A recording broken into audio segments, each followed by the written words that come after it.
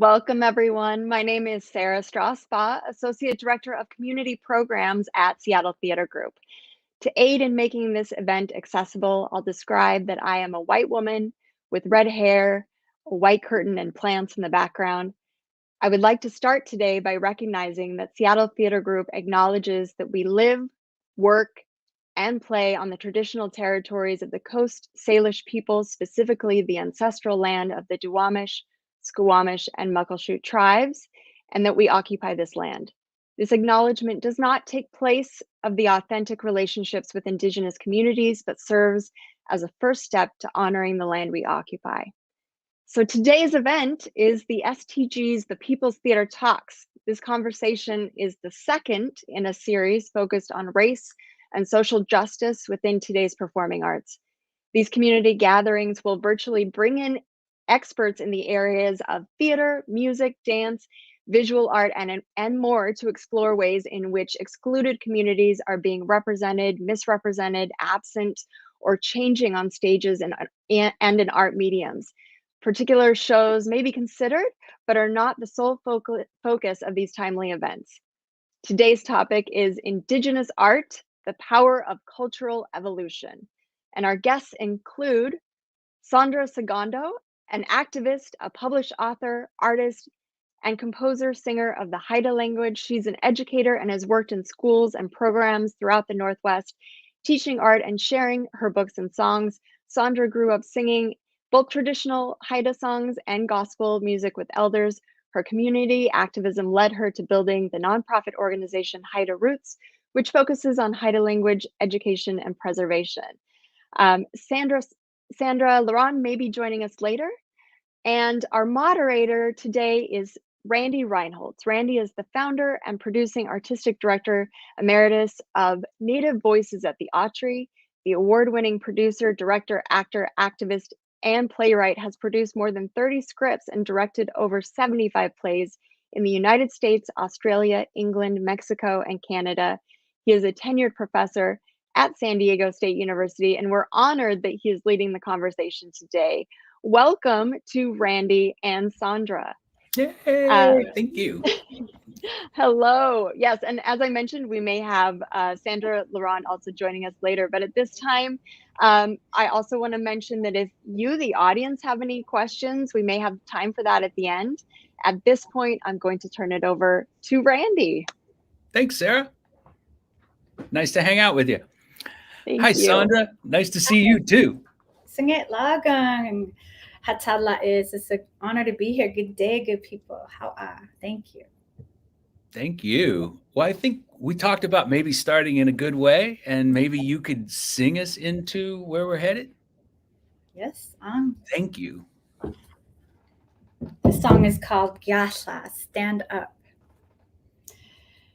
Tlajuga it gojao it's halong tlajuga hanla iskan tlaga tlahanda tlajuga it gojao it's halong tlajuga hanhingang tlajuga hanhat tlajuga Gatha, Gatha, Gatha, Tlajuga, Sanang Iklagus, Tlasayan, Tlajuga, Tlajuga, it goes out, it's a long Tlajuga, oh, one at Clintlang, Ejung.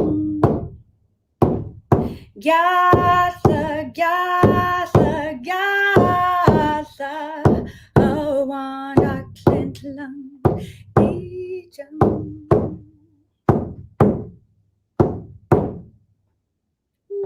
Oh. Thank you, Sandra. So could you start by introducing yourself, however you'd like to do that, and the physical description, as Sarah did too? Sure. Singait La. My name is Sandra Segundo. I come from the Haida First Nations, Khu.éex First Nations, and Ilocano, Ilocosor.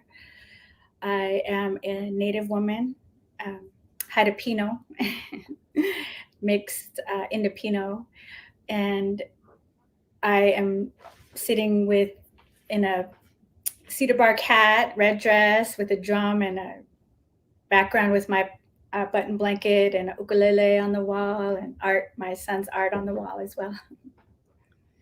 And I just wanted to describe the song I just sang. I was asked by United Indians of all tribes to compose a song for a book called The Water Protectors for a video that they had made.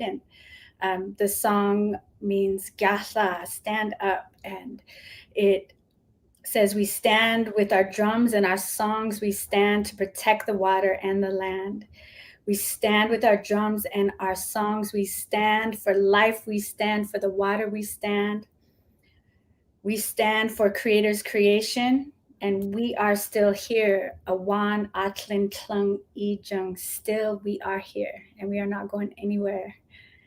And that's what we do. We stand peacefully with our drums and our songs to continue to protect Creator and creation. Beautiful. What was the video you said you did it that for? It was for the United Indians of All Tribes Foundation in Seattle. Their preschool, really, it's a really good book.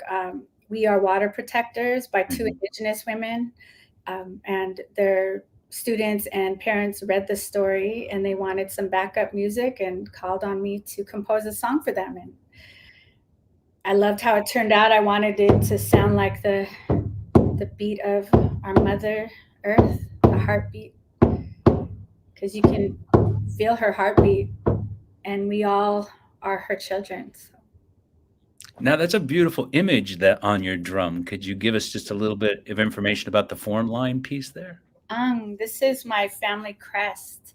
We are a matriarch society. And so the best way I describe our society is that we, like the patriarch society where we take on our father's last names, in the matriarch society, we take on our mother's crest and clan and house. So I come from the double fin killer whale crest, Raven clan and brown bear house out of Heidelberg, Alaska. And my brother painted this double fin killer whale for me, and my father made me this beautiful drum.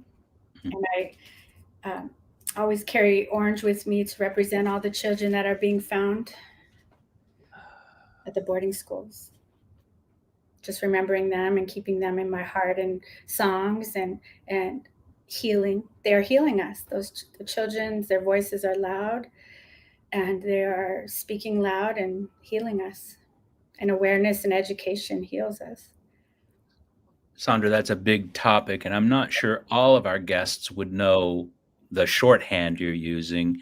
I don't want to get us too far off topic, but I think a little bit more context would be useful. I think you're talking about what's happening in the United States, and really Canada's led the movement for quite some time about recognizing the repercussions and the historical trauma of the boarding school system, residential school in Canada, and how our generation, I don't think you and I are contemporaries. I think I have a little bit more salt and pepper than you, but how we're trying to reclaim culture and reclaim things that were stolen and beaten out of our ancestors.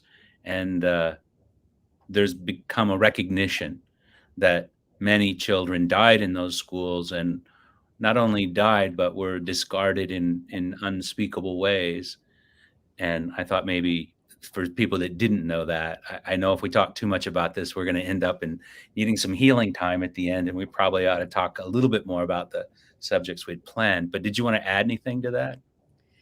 Yes, I even though it's a very difficult subject to talk about, I'm glad that the children are starting to be found. And I want to give honor to the woman she's an Indigenous woman, a Métis woman. She's the one who went out and started looking for the children. She got her anthropology degree and she just always had a heart to do that. I found an article about her. I wish I had her name right now, but it really does take our people to start the healing process, because nobody else was going to do that for us. And I just give thanks to her for going out and helping to find the children. And obviously it's gaining world news, and people from all over the world are hearing about the children that are being found.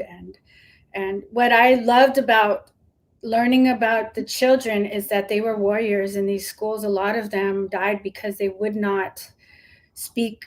They would not do what the, nuns and priests were telling them, which they were, telling them not to speak their language. And so a lot of them went on hunger strikes, and just showing the warriorness in them, if that's even a word, because the warriorness came through all of us and is still in all of us. And their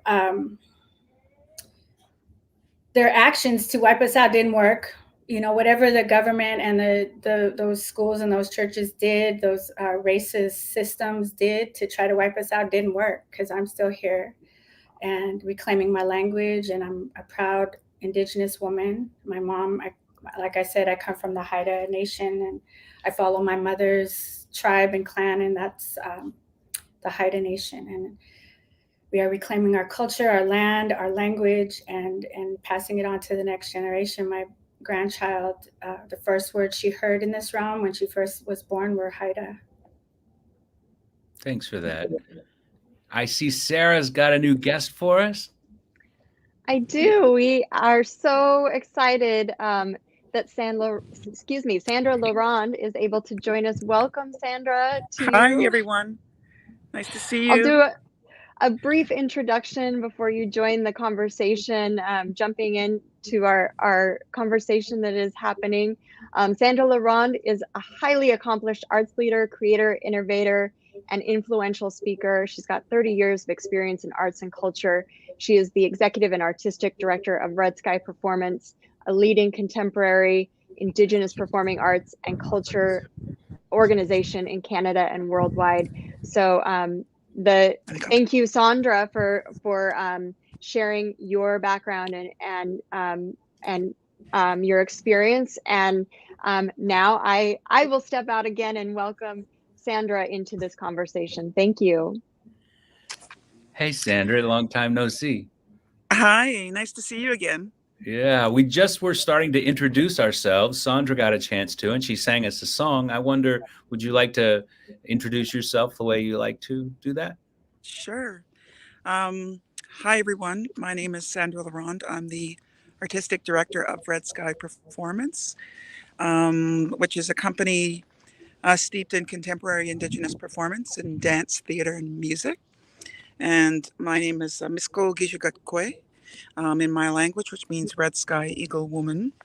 And I'm from the Timigman Anishinaabe, the people of the deep water in Northern Ontario. I am right here in Arizona at the moment because we're doing a residency here in Arizona. So it's my pleasure to be here today. Thank you. Thanks, Sandra. Yeah. Thank you so much. Gosh, there's so many things I want to ask you, but I haven't introduced myself. So, Halito, I'm Randy Reinholz, an enrolled member of the Choctaw Nation of Oklahoma. I've been here at San Diego State University. This is my 25th year. I'm calling in from my office from the traditional lands of the Khu.éex people. And as Sandra mentioned a little earlier, I like to focus not so much on the attempted annihilation of our people, and certainly the Khu.éex had many attempts, but the important leadership role that contemporary folks are taking on, and particularly in this region. And I admire the Khu.éex folks very much. I think I said I was Choctaw, and that I founded a theater company with my wife, Jean Bruce Scott, and our company was called Native Voices, and then became Native Voices at the Autry. And just last year, Delana Studi has taken over as the artistic director of Native Voices at the Autry, and they're moving forward with great steam. So very grateful for her leadership.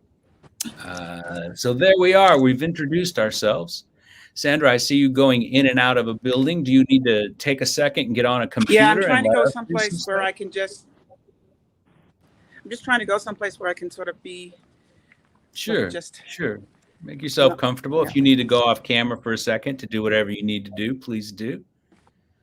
Okay. We had just heard this song from Sandra, and then it led us into talking briefly about the boarding school system, the residential school system, yes, and some of the atrocities that are being brought to light. So that's kind of that. Now you're all caught up. This is as far as we've gotten. I see. So we might talk a little bit more about that, but I wanted to orient the audience a little bit as to who the three of us are. While Sandra and I have known each other for a long time, I think she was acting when I saw her. I feel like you were in That's the Tempest right. in That would have Toronto. been when I was in theater and dance. Yeah. Performing. So it's been a while, Yeah. but I thought maybe each of us would talk for 2-3 minutes, a little bit about our fields, like what do we do, what fields are we representing. We've talked a little bit about our personalities and culture, but a little bit more about our background in our artistry and that sort of thing. And I thought maybe a framing device was, could you in 2 minutes or 3 minutes talk about the key movements in the last decade or two in your field? So I could go first. I'm happy if Sondra and Sandra would like to go. So I'm not sure who would, maybe Sondra could go while Sandra's getting situated. Yes. Yeah. Oh, hi, Sandra. It's good to meet you. I am so excited to see your play. And so what I do is I basically, Creator has me working with children. And I've been in education for many years, working in special needs, but I really felt a pull to walk away from that job to work for my culture full time. And so we provide, I write children's books and songs and go out into the communities and bring an Indigenous perspective to the children. And that led me to, I started singing a lot more, and my band Khu.éex, which is an Indigenous band full of different artists and creatives, and we all come together as one powerful unit to share culture and to share a different perspective of music. And also I started composing songs and writing songs, and with the help of the Potlatch Fund, they helped me produce and create, and they paid for me to create 2 albums.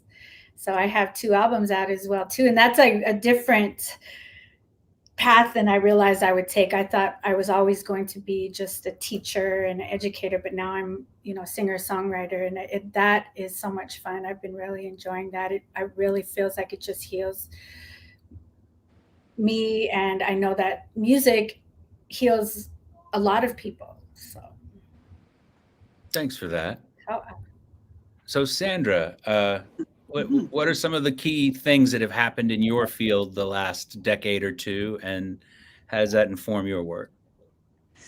Oh, so much has happened in the last couple of decades. I mean, it's such a different time than when I first started Red Sky Performance, which is now 21 years ago. And at the time that I started, I could count on one hand how many times I've seen Native, First Nations, Native American performance on some of the world stages or main stages. And like on one hand, I could count dance, theater, music in my whole entire life, seeing that. And now, fast forward to where we are now, and now I could at least, there's more people. So that's great to see that shift of the consciousness and the interest in Indigenous performance, and for people starting to realize the incredible artistry in the performing arts I'm talking about. I think people have a better sense somehow of the visual arts world than necessarily performing arts. And especially in the contemporary, of course, that's another sort of area that people, because often people can only see us through the sepia, through this sort of the past, and it's really about, helping people to realize we are here, like Sandra said, we're here in the now, and we will be the future. We are the future as well. And so it's been I have to say, it's been extremely exciting to have a company come in when we did, and to be going strong, 21 years later. I really wanted us to be able to, I wanted to think of us in every single conceivable venue and space. I didn't want to just be on world stages or main stages.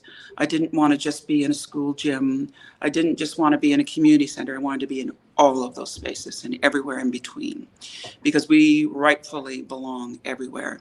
So we can go from 2 lighting cues off and on in a school gym to, 200 lighting cues in a Kennedy Center or Roy Thompson Hall or something like that.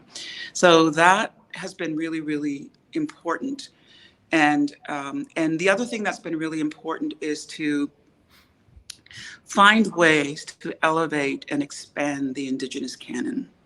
What is the Indigenous canon? What does the Indigenous canon look like? Is our Indigenous canon only about words like it is in other canons, in the Western canon? Or can dance and music and our storytelling and everything that we have in a holistic way, in a multidisciplinary way, can that also be part of it can be. Is that the Indigenous canon, and what does it look like? So we're still making strides in that world, because for some reason the canon leans towards words, and that is very much a Western leaning. And so how do we lean in to our own canon and express it and elevate it and expand it and grow it? And I also feel the urgency, I have to say. I feel the urgency of taking Indigenous expression and making it and putting it out into the world and finding our stories of sustenance, of substance, and not creating a fast food story which people digest really quickly and you forget. But how do we create our stories of sustenance that are nourishing, that give the audience a lift? Because I have seen so many things when I first started, is I would see things that were about alcoholism, suicide, problems, social ills. That's all I saw when I did finally go to see work. And I thought, but we're more than that. We're more than our issues. Let's not define ourselves by our issues only. Let's think about, where we come from, our core. What is the beauty at our core? What are our stories? What is our point of view? So for example, with Trace right now, and then I'll finish here, but with Trace, I was looking up at the night sky where I'm from in Tamagami, because I can see the stars, and I can see the stars in the water even that look like they're at the bottom of the lake. It's so beautiful. And I was thinking, so what's the point of view of Indigenous peoples looking at, because we too have constellations and star stories and sky stories. And when we look at the sky, we're seeing Greek and Roman stories. We're learning Greek and Roman stories, and it's not even our point of view. Like, we're not in Rome and we're not in Greece looking up at the night sky. So what's our point of view? What are those stories that are embedded in those constellations?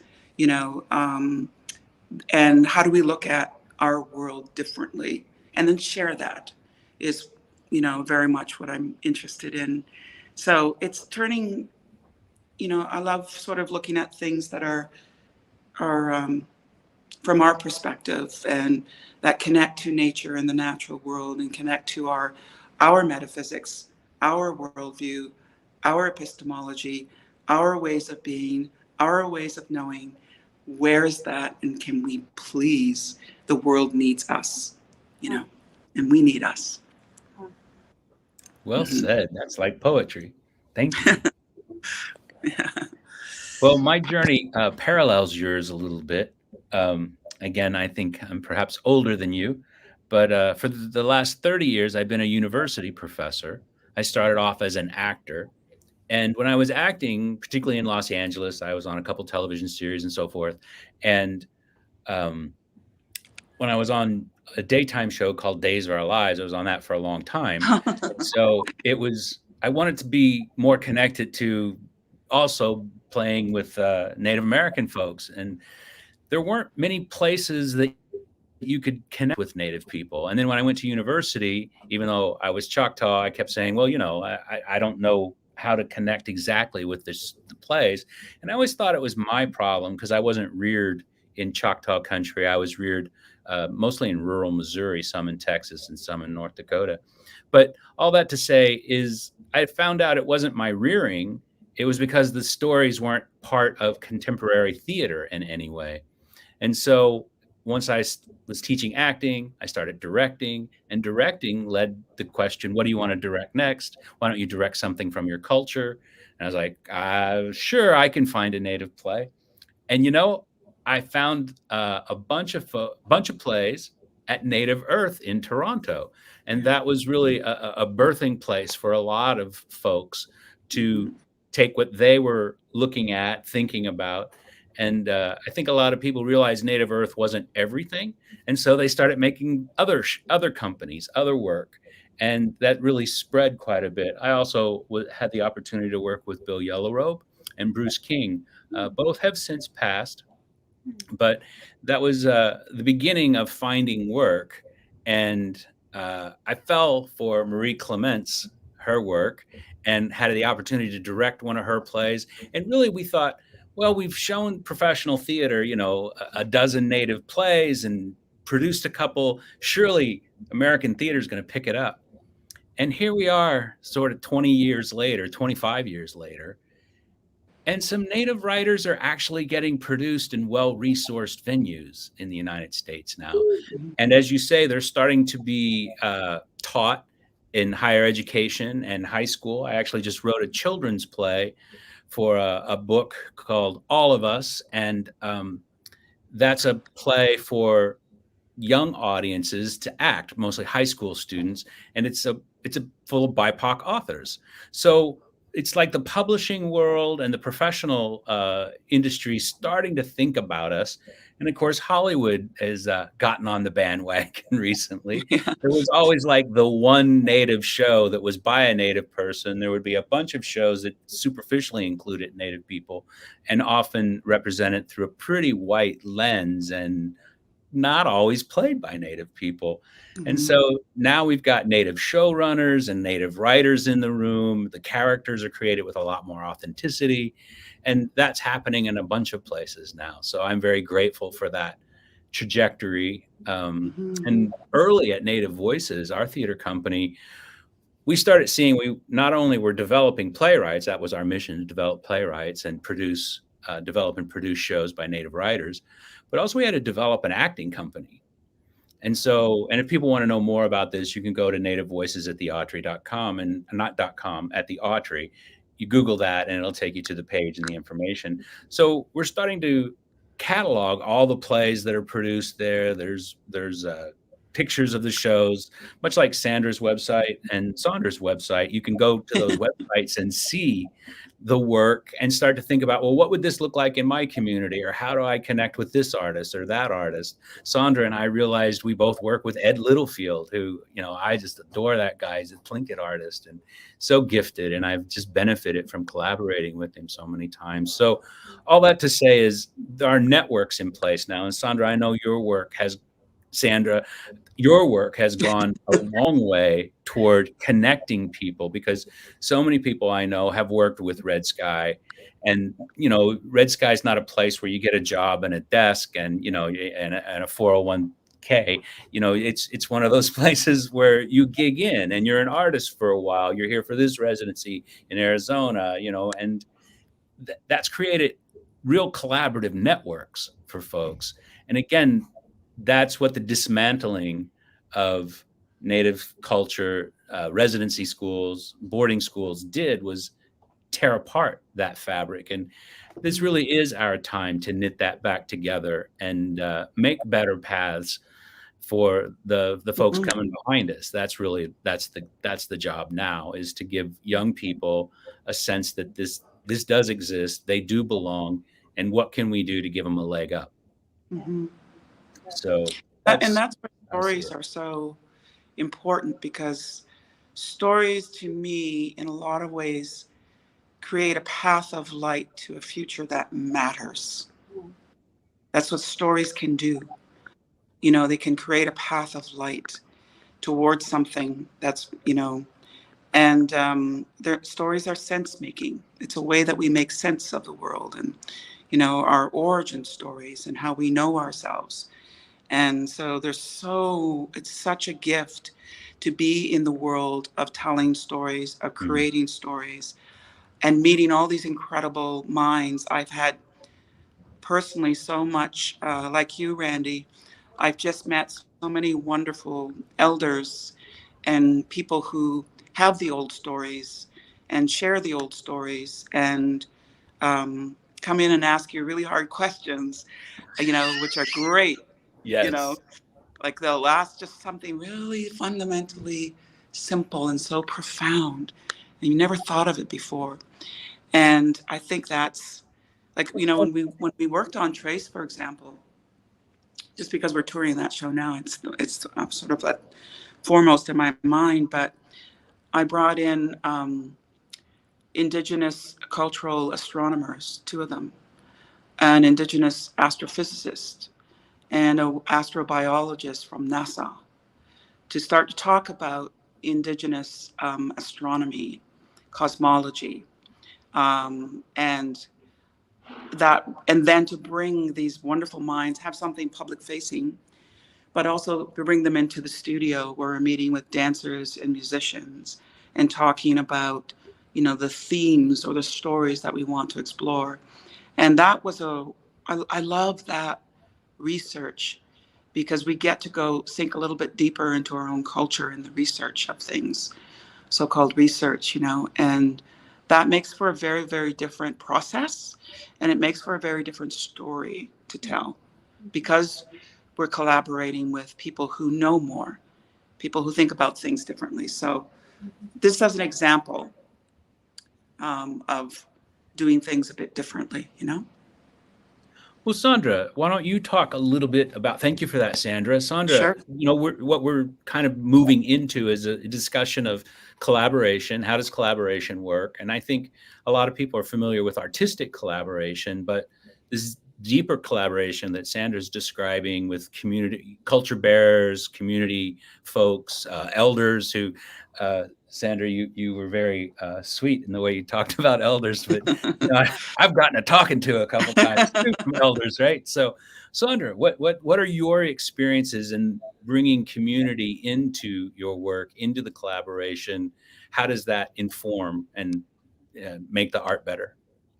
Well, I really dove into relearning my grandmother's language, the Haida language, Hatkil. And once you dive into that, there's no turning back. You can't just quit and stop. It's but being opened up to a world where we thought very differently. The world to us is very colorful. Our language is full of verbs. It's really hard for me to always have to learn our language from an English perspective. So I'm really trying. We started working with elders in the community. There was an elder who lived here who recently passed, 93 years old. She was fluent in our language, and we could count our fluent speakers on one hand, and now we have one left. And it was really hard to lose her, but she brought so much wisdom to us and opened my eyes to how the Haida people thought and the way we viewed the world. And it made me realize that it's in my DNA that I've always thought differently than other people, how I viewed the land and earth and creation and creator, and when I start going into my Haida-ness or my Indigenousness, a lot of people from other cultures, they look at me like, what? And I'm thinking it's normal for me, but when I get around my Indigenous brothers and sisters, we speak the same language. And so when we started the Haida Roots nonprofit organization, we really wanted to learn our culture from an Indigenous, or our language from an Indigenous perspective. Because, you read all the linguists that really helped us get our language into written language. Their books are English, a little bit of Haida, English. And my mind is just, I want more Haida. I want to be immersed. I want to be surrounded, because, that's what we're trying to do now, is start we created an immersion space curriculum where we bring like a pop-up kit into our home where we're able to immerse ourselves in our homes and create those spaces for ourselves because we don't have them anymore. But, you know, my generation rose up. My mom was telling me that her generation believed the language was leaving, and then my generation rose up. And I'm a grandmother now, but I was, you know, a lot of us from my generation were like, not on our watch. You know, that our language is not going to leave on our watch. So we have allies, and we really started working with our elders. Every Thursday, we get an immersion class with one of our fluent speakers up in Ketchikan, Alaska, Dolores Churchill, who also is just, she's a teacher. She is an amazing, wonderful woman that lovingly teaches us our language and opens our minds to the way the Haidas thought. And it's amazing. So it transcends to my creations, my musical creations, my arts, everything, the way we see the world. And so I was just, excuse the construction going on outside. I wish I could block that, but my band Khu.éex really wants to start bringing more of a theatrical performance. Our band leader is Preston Singletary. He's a world-renowned glass artist, but he also is an amazing musician, and he's been holding the bands together for years and bringing Indigenous music to this realm for years. And when I got recruited to the band, I was so excited, you know, it's something new for me. And so we are really trying to bring his art along with our music in the different languages. Like we have our guitarist, he's Blackfeet, and then Ed Littlefield is Tlingit, and Preston is Tlingit. I'm Haida, and Nahan is Tlingit as well, and Team Tag band is in the band as well, and we all bring something different to the table. But we want to just, you know, start, and so it'd be great to get together with you guys to talk about maybe bringing theatrical performances together with music. Yeah, I tend to use music in most of the work I direct. The play that had the most success recently for me is a play called Off the Rails, and it was a bold co-opting Shakespeare. So I took Shakespeare's Measure for Measure, and I put women in the leadership roles of agency. I indigenized it with half the cast being Indigenous. And as the play went through development, by the time we got it up at Oregon Shakespeare Festival, where Ed and I worked together, it had 10 songs in it. And so it's budgeted like a musical, but it's not necessarily a musical. It's a play where people sing, and singing is part of the action and part of the world that they live in.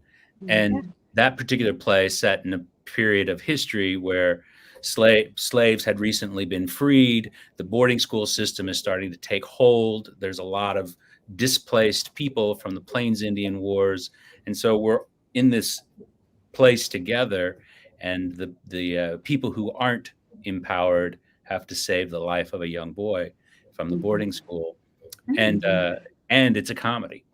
And the reason it's a comedy is because it ends well. It's not something, there are lots of jokes and lots of fun, but there's a lot of tough stuff too. And it wasn't easy to categorize.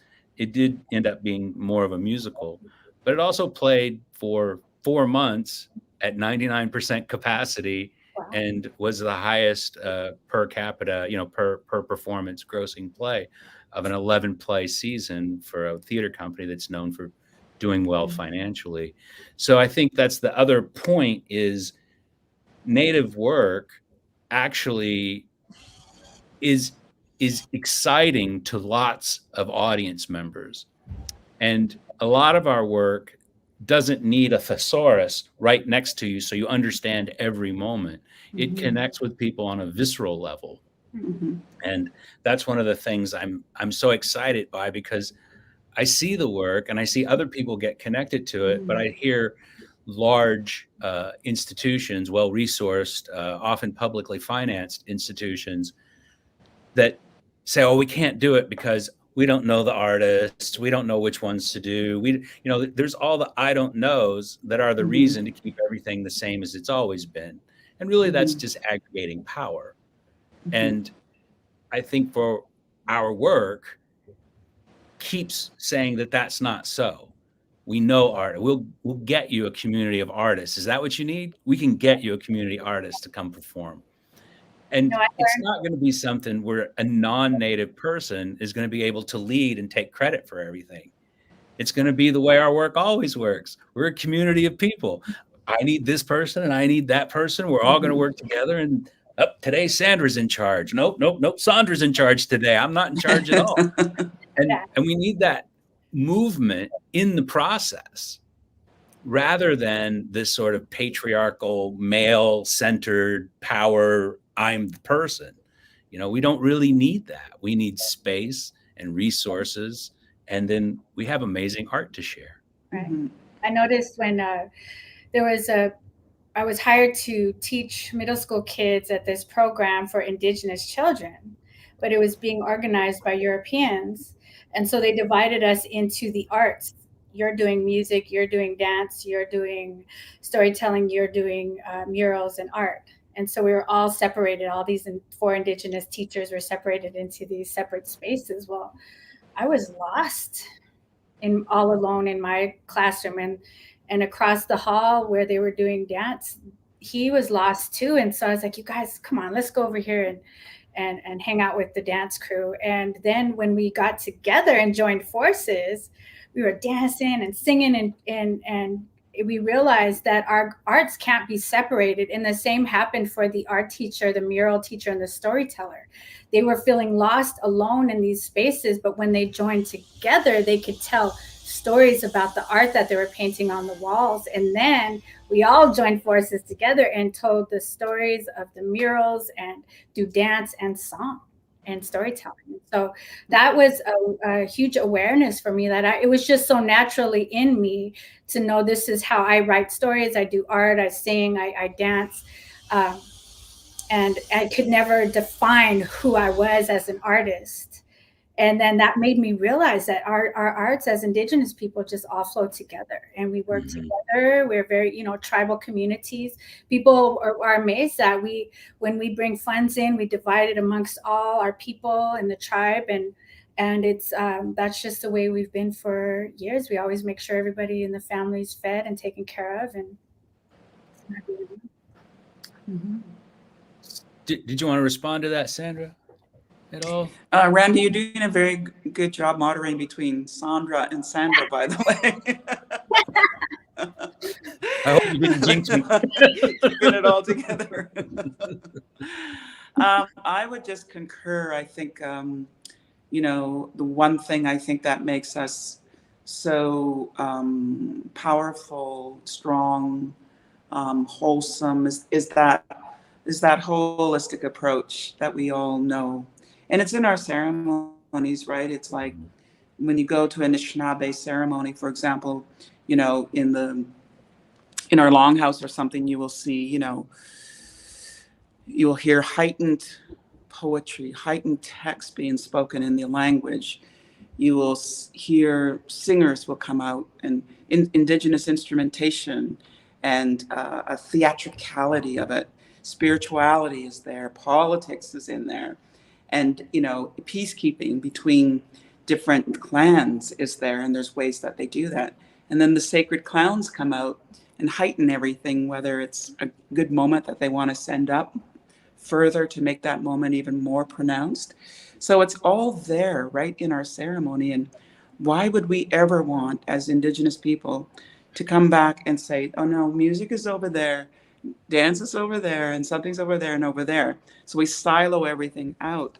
And what's happening in Western culture, as far as I can see, is that people will talk about dance, for example, contemporary dance, modern dance. They will talk about it as running out of oxygen. And I think, well, that's an interesting way. And that's probably because you're not working with live music. You're not working with theatricality. You're not working enough with image. You're not working enough with, with sort of the spirit, mind, body. So it's losing oxygen because the other art forms bring energy and oxygen to those art forms. Right. You know, they feed each other is all I'm saying. And so when you take that away, they'll become weaker over time.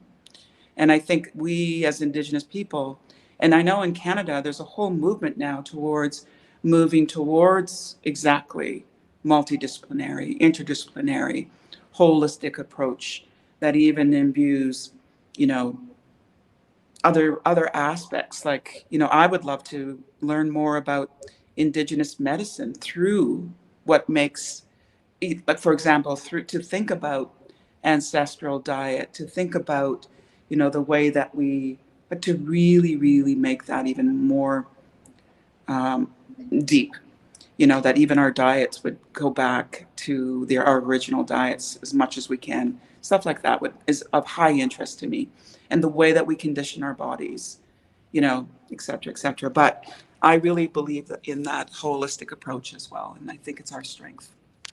I really do. Well, you've sort of organically moved us into sort of, I think, what should be maybe the wrap up part of our conversation, and then we can break for questions. But, you know, what are each of us thinking about in terms of the next generation or the coming generations? Sandra, you've talked about it quite a bit with language, and that's been key for you, and music. I wonder, do you have any other thoughts about that specific topic? We are talked about our elders. We've talked about the genesis of our work, and here we are. What are we doing? And Sandra, I think you also talked about your school, not only in the language, but also I think there's arts and the work you do with children. Do you have a vision for that, or do you have a sense of, I do what I feel in the moment? I mean, how does that work in your world? It's a little bit of both, you know, whatever is rising up out of me that day. I always go to Creator every day to ask what to do. And but, you know, our children, a lot of them are so hurting, especially in my village, but they don't, I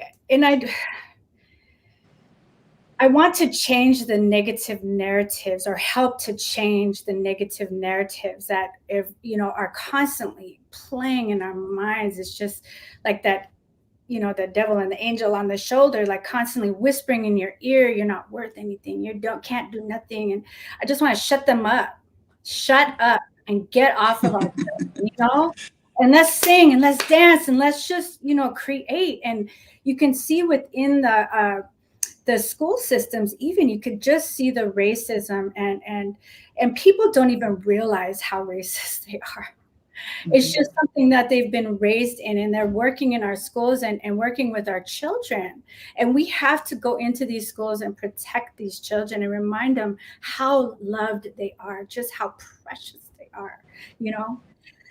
That's just something that ignites me every day. And that's why, you know, I left the Seattle schools to just work with bringing an Indigenous perspective. But when I was in the Seattle schools, and I would always, even if I wasn't working in the Native program, and I would always find the Native babies and bring them under my wings.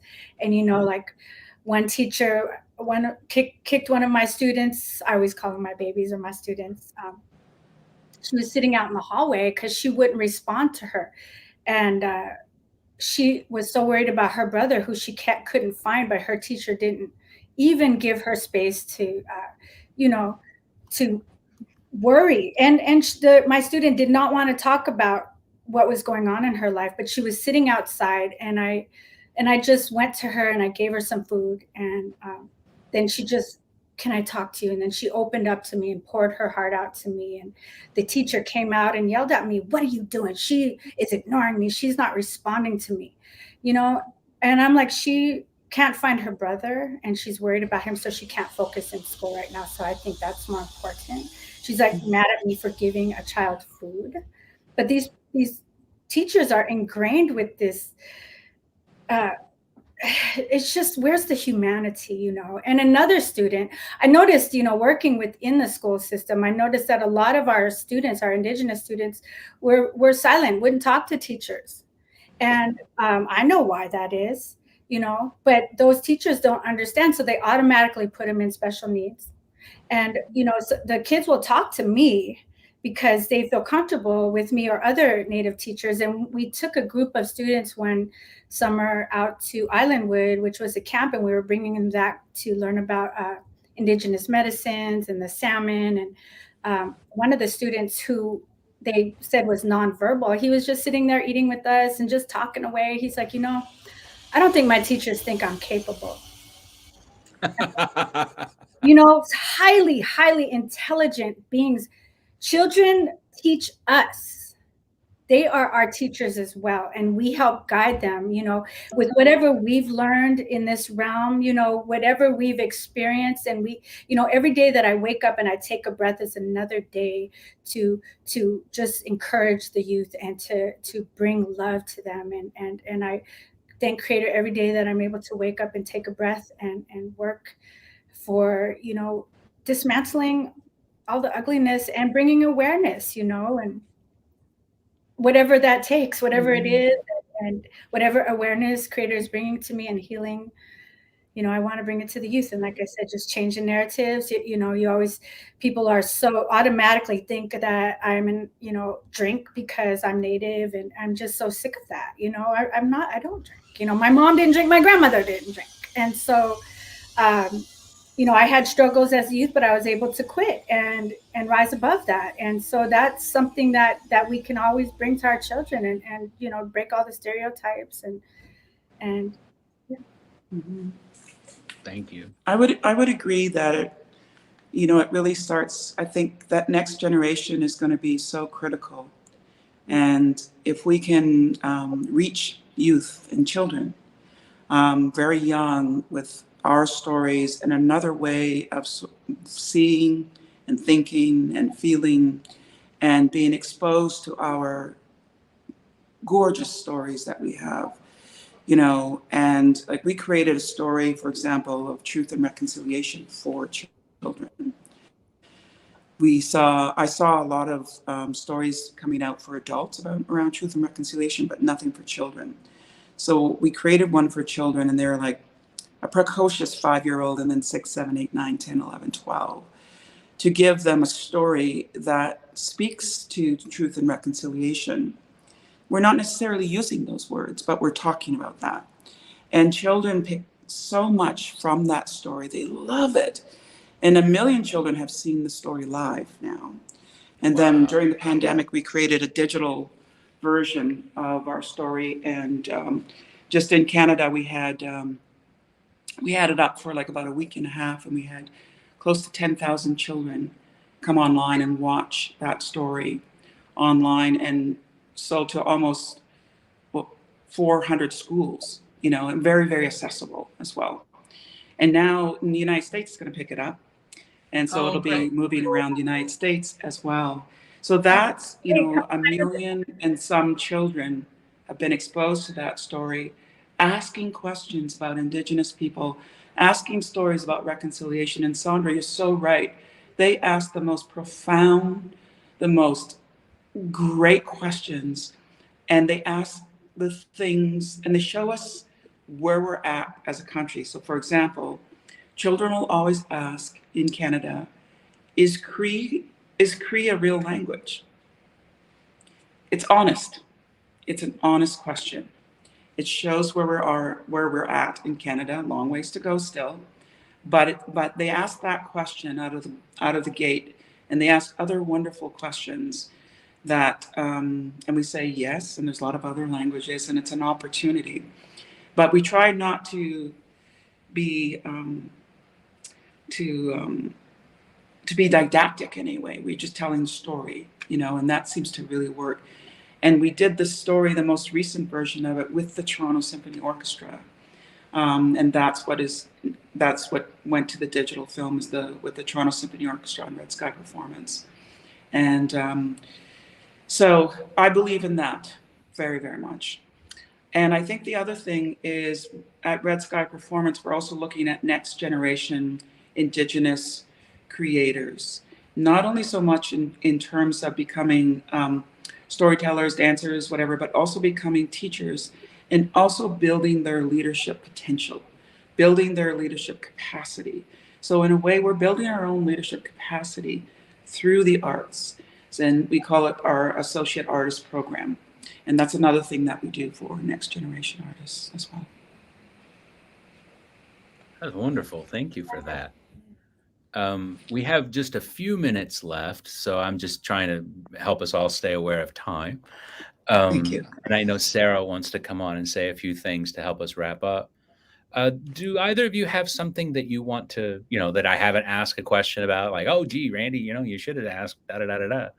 Do you want me to vamp while you think? Like, what is your pleasure? You vamp well. Well, I was struck by Sandra's story in that, yes, I do.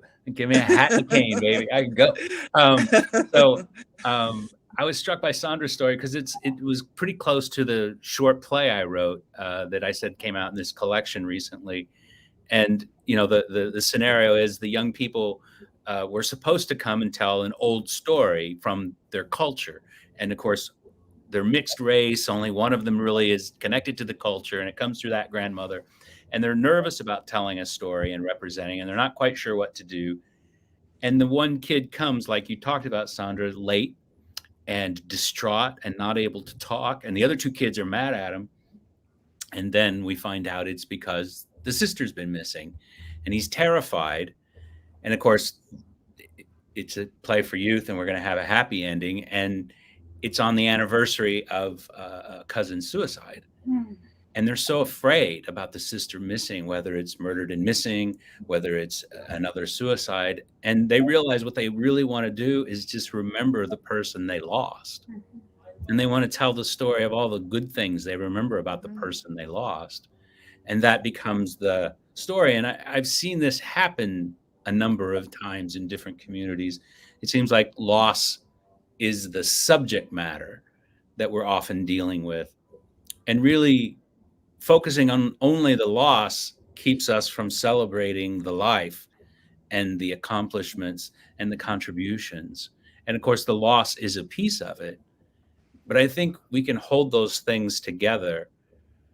Sometimes I think one thing I've learned in the pandemic is, every time somebody I knew died, I was supposed to forget about it within about 15 minutes because I had another Zoom meeting. And, it's like I have to have both things be true at once. I can be happy for the things that I'm promoting and the advancements we're making in culture and society.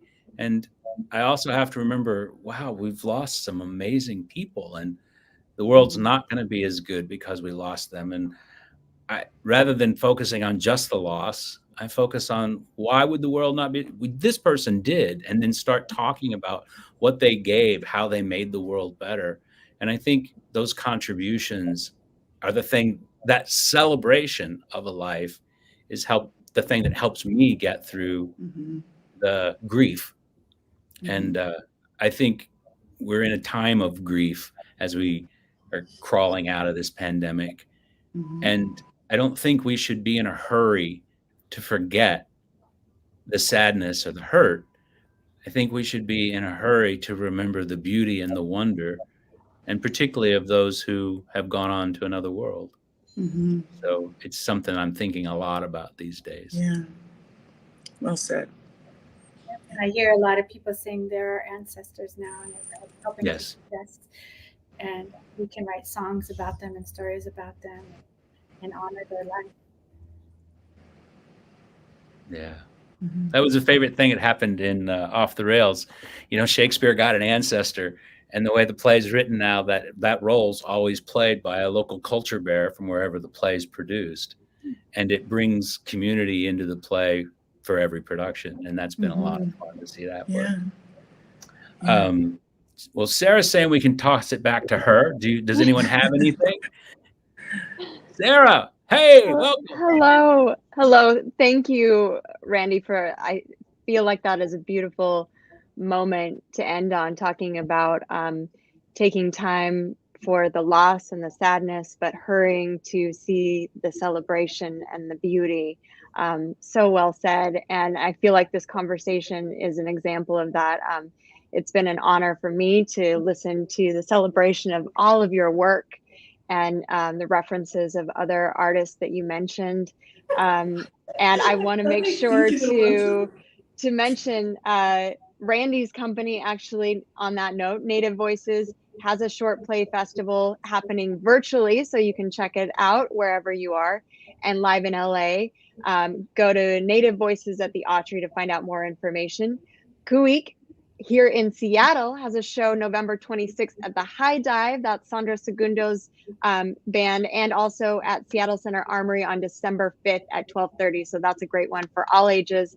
And then Seattle Theater Group, which is the organization presenting this talk today, we're presenting Sandra's company, Red Sky Performance Traced, on November 17th in person. Yay! At the Moore Theater. At the Moore Theater. For more info, go to stgpresents.org, and we hope that all of you can join us for that. I really want to thank you, Randy, Sandra, and Sondra, for this beautiful, crucial, celebratory, dynamic conversation, pushing through all of the technical sound, video elements that can happen when we're virtual, but it truly has been a wonderful conversation that I've enjoyed. I hope that all of you watching keep this conversation going. And this conversation has been recorded and will be online, so feel free to share it. I hope that you do. And we hope to see you for future events and future discussions. You can go to STG's website for that. So thank you all so much. I appreciate you, and take care. Thank you so much. Thank you so much. Khu.éex.